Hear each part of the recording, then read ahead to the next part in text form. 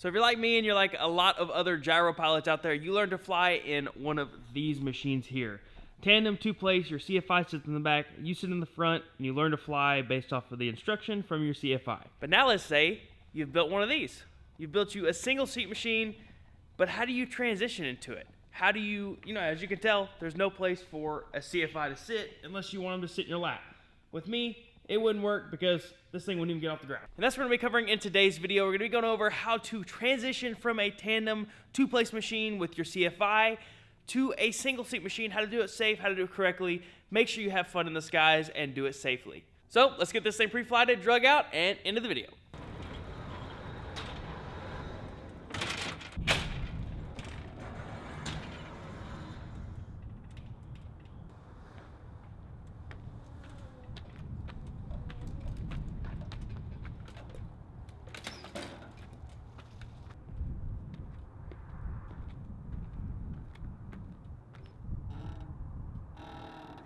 Anytime that you don't have you have a gyro with no cyclic lock or any sort of thing like that, it's always good to put the rotor blade at 3 to 9 across, so then you don't really have to worry about the tail or striking the tail or the ground with the rotor blade. You can just kind of let them sag down, and you really just control with your left and right. You can let the stick go all the way back. You don't have to taxi holding it all the way forward and wearing your arm out. And that's definitely going to be crucial for this first part. So you just built your gyro. You're going from a 2-place to a single place. The biggest thing you're going to notice with the 2-place over a single place is its ability to be more stable on the ground. The 2-place is a longer wheelbase, so meaning the longer is distance between the main and the front wheel. So also they're heavier, and just the required force to make them turn is a lot more. So the single places with a shorter wheelbase are a lot more finicky and touchy on the ground. And that's the biggest thing that I think a lot of people might run into first off starting in these things is over controlling the aircraft on the ground. So the first main thing you want to do is just get out here on your runway, or not your runway, your pad or your taxiway, and just kind of start with some slow, all we're doing here is breaking in the gyro. That's what your 40 hours is for, is stress testing your gyro. But you also want to take that time to really get familiar with your gyro. So what I'm going to do is I'm just going to start taxiing here, making sure the area is clear, and really just kind of slow, make sure you stay in control of the gyro using the brake and the throttle. Watching your rotor blades, making sure you're not going to run into anything. Just start at a slow pace and just feel what your new gyro feels like on the ground. You're definitely going to know right away how touchy it feels compared to a 2-place if you've been taxiing in a 2-place. So really with these single-place gyros, every movement needs to be a dedicated movement. You don't want to just sit here and kind of wobble the rotor, the rudder pedals back and forth, because you could get yourself into a little bit of a bind if you end up going a little too fast. All this stuff is exponentially amplified the faster you go. So it's definitely a big portion of what you need to watch out for whenever you are taxiing, how fast you go, especially your first 5 or so hours of taxiing around, getting a feel for the gyro. And we've got a lot of wind here going down the taxiway, so you gotta be mindful of that, which is good because for the next maneuver we'll need that. But for 5 or so hours you can be, taxiing around. You got 40 hours, there's no need to rush it. You want to make sure you really feel out this gyro before you actually, start taking it in the air. So honestly, just go down to the taxiway and just go around, following, keeping your on the center line, and yeah, you've got 5 or so hours, minimum of 5 hours, I would recommend. For a younger pilot or a more experienced aircraft pilot, you may pick it up a little faster, but if you're a new pilot, just in anything, or a new gyro pilot, definitely take your time with this, because these single places can really get finicky if you're not careful. And you can hit one of these ruts in your taxiway, and you'll definitely feel it. It'll jerk the machine. Like, it was just jerking the machine right there, and I had to correct it without over-correcting it, because it'll shoot the machine here, off to the right, and then you got to add left, but it'll come out of it quick, and now you're going off into the grass if you try and over-control the gyro.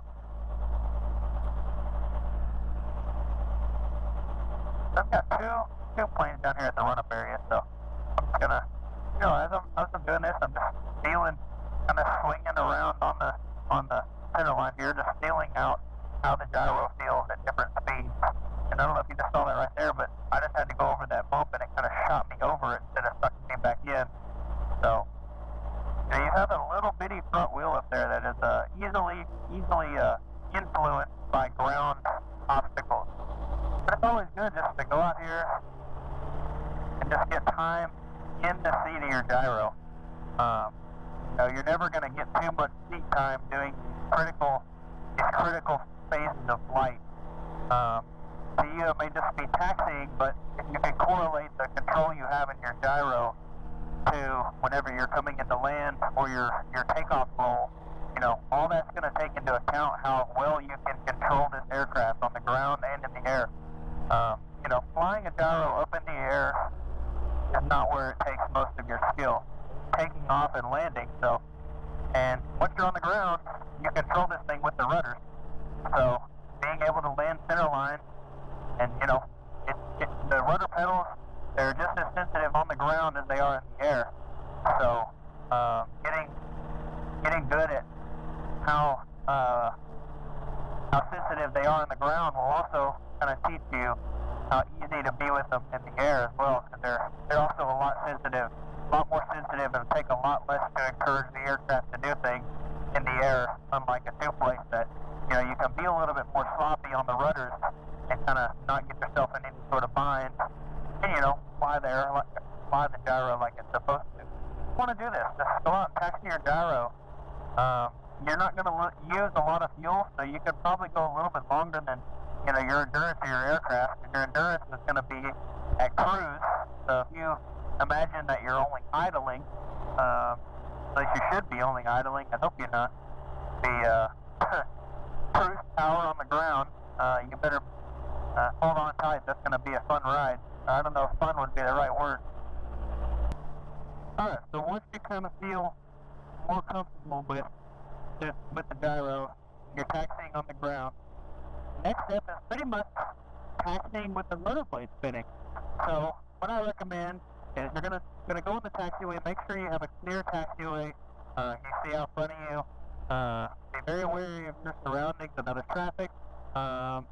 It's always good to have a good wind in your face, not a crosswind, especially if you're not really, really comfortable with your gyro yet. I have a pretty much a straight headwind. It's a little strong today, but I feel confident in this wind. I feel comfortable in this wind, so I'm going to go ahead and do this video for you guys. But for the wind here, make sure whenever you're doing this exercise and this training and this going through this course, Charlie departing to the southeast person. That when you're doing this, that you want to go in a taxiway direction as you're departing traffic. So people are using, as you hear in Cersei, they just departed off 1-9. So I'm down here at the 1-9 run-up area, facing the same direction as I would be if I was about to take off. So I have the wind in my face, I have a clean, empty taxiway, and what I'm going to want to do is, I'm just going to explain it first, and then I'll kind of walk through, but you're just going to want to get just like you would a normal takeoff, check the operating handbook for your gyro, and get it up to run up RPM on the rotor blades, and then do the same as you would a takeoff roll, but you're just going to keep that power out. You're going to want to get the rotor blades up to RPM where you have a light front wheel, and you're balancing on the main. Push traffic, Warrior 931 is 4 miles out on the 45 for one-nighter, sir. And then once you do that, you're just going to want to balance the mains all the way down the taxiway. And add a little power if you need to, back pressure on the stick to bring the nose up, a little forward on it to bring it down, and just kind of feel where your tail wheel is and where that pivot point is and where the balancing part of your gyro is. You're going to be used to the feeling, if you've been in the front seat of a tandem, the rise of the front wheel that you feel is going to be different on a single plate. Same as if you are flying in the back seat a lot, if you know, flown in the back seat in the CFI or whatever, you're kind of on that teeter point. So the feelings are going to be different. So this is the kind of the exercise to get you more accustomed to how your gyro feels at balance point or that stage of flight of takeoff. So what I'm going to do here is I'm going to taxi up a little bit more, get straight center line, and then I'm going to go ahead. Going to have some zero cockpit time and just get my rotor blade. Okay. Now that we have most of the traffic out of the way, got a good clear taxiway. Going to go up here, line up on center line. Going to stick full forward and center. Just like we would, line it up center line of the runway. Going to bring our power back to the pad, and we'll get our rotor blade spinning up.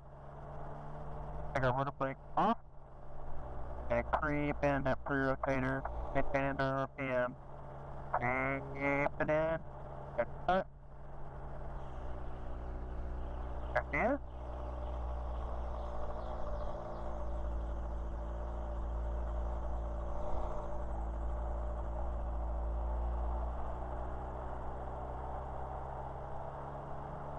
We have just a tad bit of a quartering headwind off our right.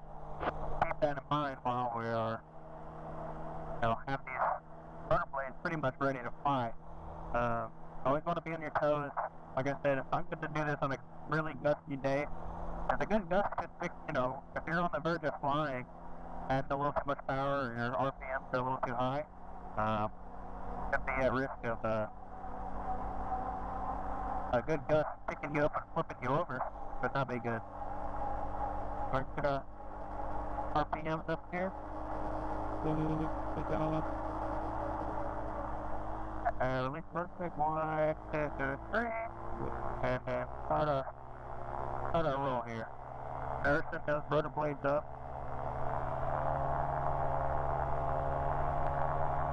Combine in the crosswind. Feel it right there, get hit by the crosswind a little bit, and we're starting to slow down. So just put a little bit of forward stick while using in the power. Let that nose come up. There's the nose off the ground right now. So then pretty much just work it like this, still where your tail is, still where your nose is to the ground. Get used to this feeling here. Now if you get to the point where your headwind is a little too heavy here, I'm adding a little bit more power, and there we go, and we'll just leave it there, feel how it feels, how it reacts. You want to go a little faster, you push the nose down a little more. But what you don't want to do is you don't want to shove the nose into the ground. You just want to kind of bounce it. Feel where it touches, feel where the tail might hit the ground.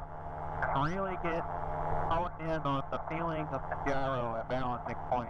Like right here at the balancing point with this current wind here, so I can kind of just leave it here and then ride a wheeling almost all the way down the taxiway. But if I feel like it needs to come back a little more, I can, pop it back. I can either go a little further, I can just go a little forward. Here, I'm starting to slow way down, and so I can drop the nose a little bit, bounce it maybe add a little bit more power. But you don't want to add enough power where you end up, becoming too light on the mains that you might pop up and take off. You want to do all this also while keeping, your rudder straight. If your wheels end up hitting the ground, this comes into the point of keeping stable on the ground, because if you're trying to adjust for some crosswind, you're shoving the rudder all the way to the left, and then your wheel hits the ground. Your wheel is also tied to your rudder, so you're going to end up shoving that front nose off to the left. So, I don't know if you can see it there, but if I hit the ground right there, it kind of yanks the front part of the gyro off to the left.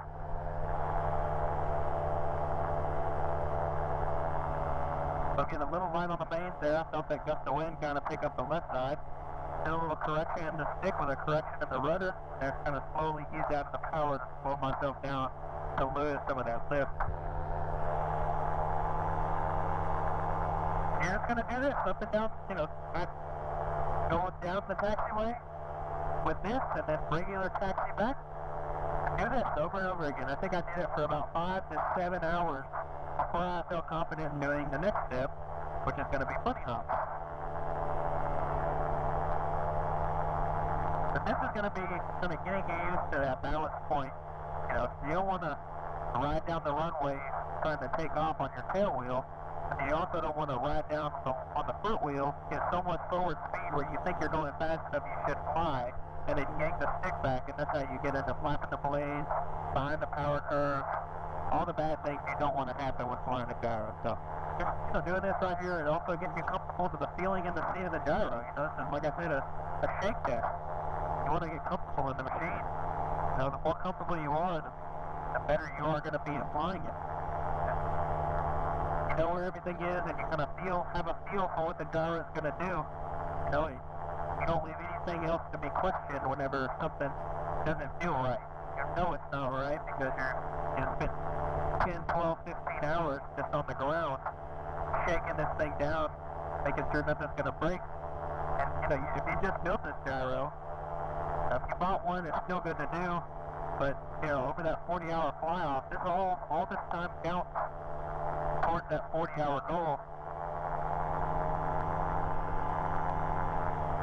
Oh.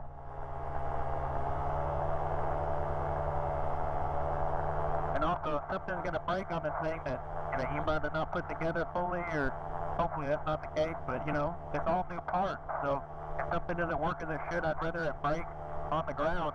You know, we discovered a fuel leak on this machine due to a faulty float in the carburetor while I was doing this maneuver.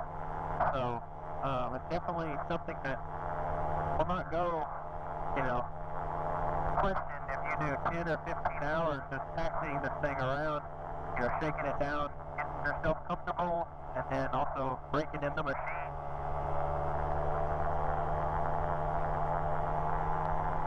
And once you get down here to the end, you just gotta slowly bring out power while also flattening out that rotor disc, taking out any drag in the actual rotor blade.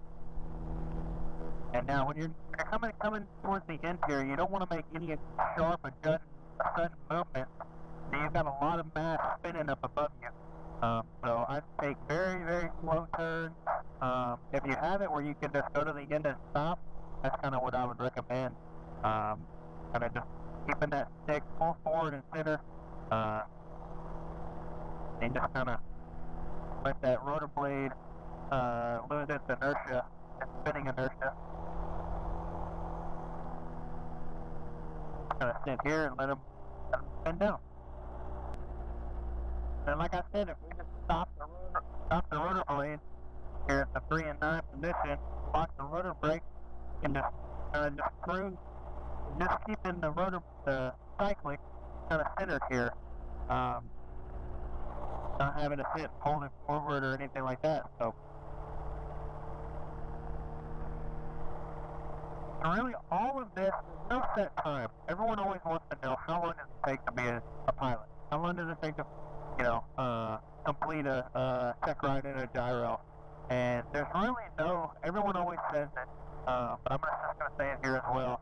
There's no set time. Everybody's different. Everybody learns at their own pace, depending on how often you're flying, how current you are, if you are a current pilot, all that. Everything takes into factor, but the majority of the factor is how fast you can pick things up and how well they are retained. You know, if you're flying once a week or once a month, and you're, you know, 65 or 70, and, you know, your learning ability is not very, you know, it's not, retention ability is not as high. It's going to take you longer than somebody that's 25 flying 3 times a week. So the estimation on all of these parameters are all different. You know, the amount of time that I did each phase of this shakedown is going to be different than yours. So make sure that you understand your own personal limits. That's one of the biggest things about being a pilot, is understanding everyone has their own personal limits. If I was to compare myself to my grandpa, I don't think I would ever want to fly again. I mean, he's got X amount of years more than me, and thousands of more hours. He's obviously going to pick this stuff up a lot faster than me, I would hope, but who knows? You know, he is older, so everything kind of like that. Every personal ability plays a factor in this stuff. So just take your time. It's no rush. I wanna fly my new gyro just as bad as anybody else. But I'd rather fly it safely and not crash it and just lose a brand new gyro just built, or lose my life and never fly again, or hurt myself and never fly again. So, all this takes into consideration, taking your time, really understanding what you're doing, and make sure you're comfortable in your gyro when you're doing these things. You know, it's all fun and games until you crash, and then it's not fun anymore. So, taking the time to really hone in these skills can save you. So I know there's a little bit of an environment change here now that we are back in my office at home. I know the last clip was me in the gyro, but the weather got kind of a little shifty, so I decided I would just go ahead and finish up this video here instead of waiting for the weather to get good, and talk about the next steps of going on and flying your gyro and taking those first crucial steps in getting comfortable in a single place from a two-place. So now once you get really comfortable balancing on the mains, you kind of got your rudder work done, it's time to actually take the runway and do some bunny hops. And really all this entails is just really pretty much what you have learned so far, except for you add that little bit of extra power to be able to pop the gyro up off the ground 5 or 10 feet and then set it back down. Very, very short, minimal hops just to feel what it feels like for that gyro to come up off the ground, not take it too high in the air, and then just kind of ease the power off and kind of flare into your landing. This needs to be on a day that the wind is right down the runway, less than 5 miles an hour. A good 5 mile an hour wind can really help to not have your ground speed get too high, and that can be a big factor in your comfortability of this. Is if you don't have any headwind at all, you're going to need a lot of forward airspeed to actually start flying if you're heavier, or if you're just the wind is just not in your favor. So a good calm headwind can definitely go a long way. Don't try and go on too strong of a headwind day because it's helpful, but it can also scare you a little bit, because if you get a good gust of headwind, you may pop up higher than you're expecting and it will just throw you off. And it's just best just to take wind out of the equation and not let it risk popping up, scaring you, and then now you're having to start back at square one because that little bit just kind of freaks you out and now you're uncomfortable. But overall, in all these maneuvers, take them slow, really understand what you're doing, and they'll help you out in the long run. So now once you've done 5, 10, 15 hours of just hopping down the runway, next up is to just fly the length of the runway. So you just pretty much pop up, say about 40 or 50 feet above the ground, and just kind of cruise down at your straight and level flight down the end of the runway. Give yourself plenty of room whenever you are going to land. I cannot stress this enough. You need to land, I would say go halfway first and kind of work your way down the runway. Don't fly it all the way to the numbers, because you don't leave yourself any error room if you fly it all the way to the numbers. If you fly all the way to the numbers and say you try and land and you float more than you're expecting, you may run off the end of the runway, and we don't want that. So make sure you give yourself plenty of cushion room. Land, I always try and shoot for the second to last taxiway, so that pretty much gives me about 500 or ish feet to really play with if I start floating, or if I need to add a little bit more power, or if in the event I have to go around even though if I'm not ready. That gives me enough time to actually climb out before I'm into any obstacles or anything like that. And it's just best to err on the side of safety when you're doing these kind of things. You don't want to back yourself into a corner with this machine to get into a situation where you don't want to be in. And if that means flying halfway down the runway and then exiting off the taxiway and taxiing back, then just do that. Don't push yourself. And then once you've done this for a little while, then you can start adding some kind of S-turns into your flight. So if you go just, take off 50, 60 feet up in the air and just pretty much just kind of do slight little S-turns around the perimeter of the runway. So if you take off, kind of bounce back and forth a couple S's, get the feel of how the cyclic feels when you're, in the middle of a turn, and how you're coordinating with your rudder pedals in the middles, in the apex of the turns, and really just kind of honing in that feel of just flying the gyro. And then kind of do the same, land halfway down the runway, fly the length of the runway where you're comfortable within a threshold to be safe. And now once you've got all these things really honed out, you're really comfortable in the gyro, now it's time to actually just take it around the pattern. So now when you do your first pattern flight, it's always good to err on the side of safety and fly close to the runway. Fly a very tight, close pattern.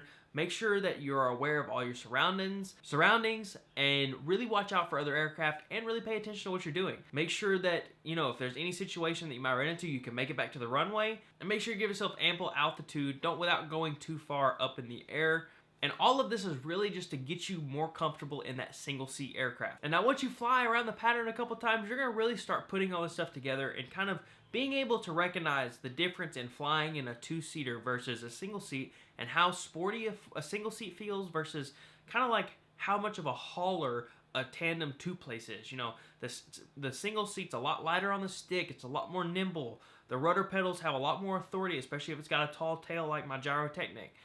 A lot of these things just really start to stand out when you start actually getting used to flying the machine, taking the time to fully understand how to fly it, how it's different, how it's similar, and really just making sure that you're taking your time and being safe. And there you go. You've transitioned from a tandem to a single place. Now this is also by no means CFI advice. Make sure that you get training from a certified CFI.